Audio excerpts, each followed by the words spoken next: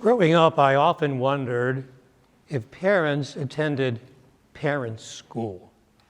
After all, parents always seem to have the same similar responses to their children's questions.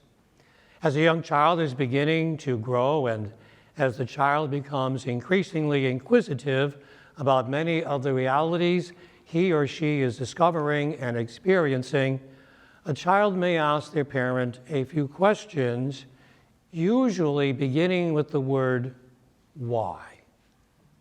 For example, why can't we have a dog? Why do I have to go to school? Why do I have to go to church? Why can't we have dessert first and then eat the Brussels sprouts, the mashed potatoes, and meatloaf? Why do I have to go to bed now? Most parents will attempt to answer their child's question to the best of their ability. However, should the child continue to ask the question why after each thoughtful answer was given, the parent may say out of total exasperation, "Because I said so." At that moment, the parent is using their parental authority to end the line of questions. Authority is defined as the power or right to give orders, make decisions, and enforce obedience. Consequently, the society in which we live is based on the concept of authority. There are many kinds of authority we experience every day. In the world of employment, each of us is in a relationship with the boss. The boss has authority over the individual workers. Our civil elected authorities have jurisdiction in the governing of our towns and cities.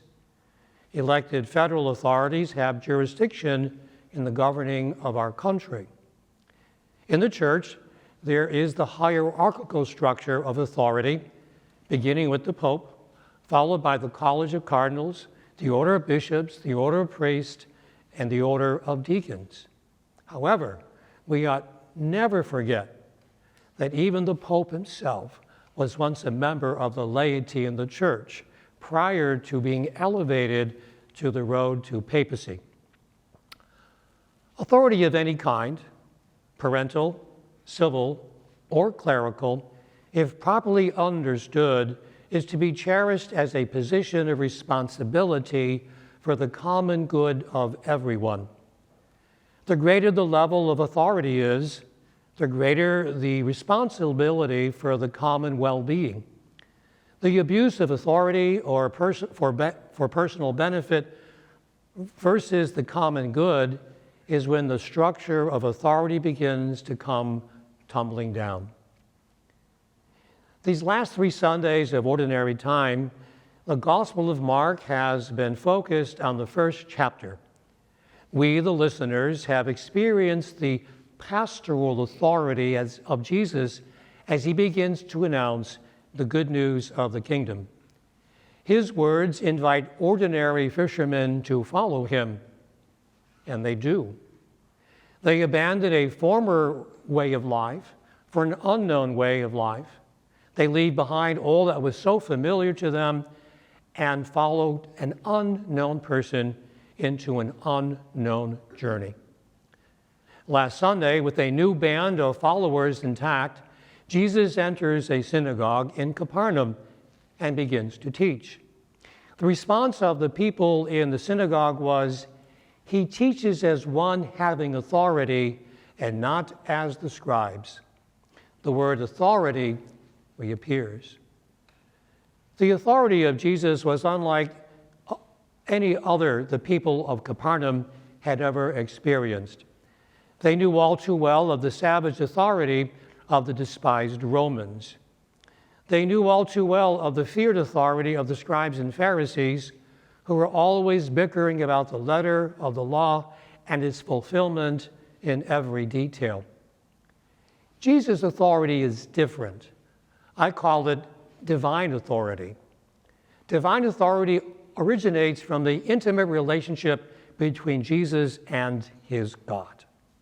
In perfect harmony with his God, Jesus reveals not the letter of the law, but rather the spirit of the law of love.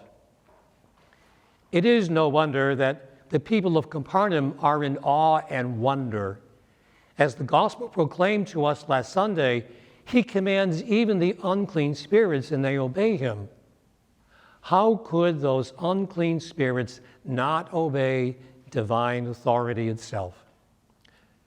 Today's gospel story, still the first chapter, picks up where we were with Jesus last week as he leaves the synagogue in Capernaum and eventually arrives at the home of Simon's mother-in-law, who is ill. As Jesus heals her and many others, he takes the time to rest from his work. Rising early in the morning, he went to a deserted place to pray. This newly formed band of followers want him to return to Capernaum because they like what they have heard and seen.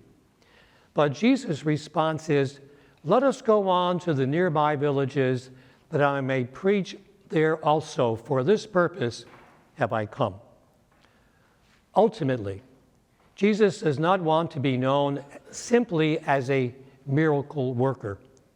He silences the demons, who are the only ones who can identify Jesus in the Gospel of Mark.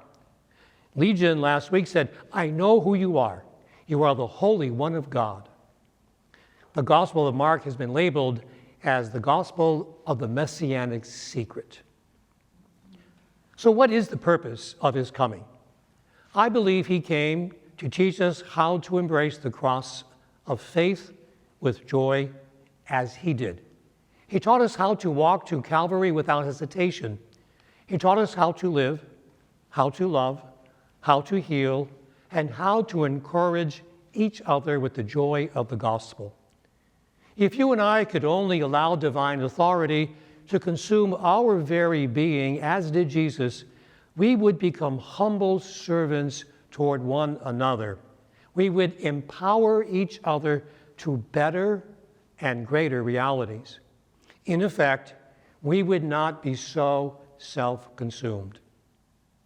If we are willing to surrender to divine authority, then that which is entrusted to each of us will be used for the awe-filled responsibility of always and forever seeking the common good. In just a few short days, the holy season of Lent will begin. The 40 days of Lent can be an opportunity for each of us to reflect upon our response to the divine authority as we live with our brothers and sisters every day. Lent will reveal to each of us whether we embrace the cross of faith with love and joy or not.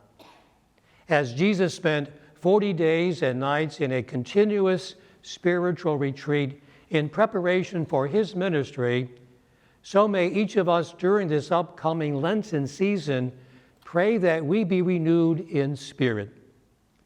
I encourage each of us to use the season of Lent as an opportunity to reflect upon the divine authority that has been entrusted unto us in the many and varied roles that we have in our daily lives as a spouse, a parent, a family member, a priest, a deacon, a religious, and as friends. Are you living your life in harmony with the divine authority that already exists in your life so that you may serve others and promote the common good? The 40 days of Lent might be just what we need. With a meaningful season of Lent, Easter will indeed be a new resurrection and in and with divine authority.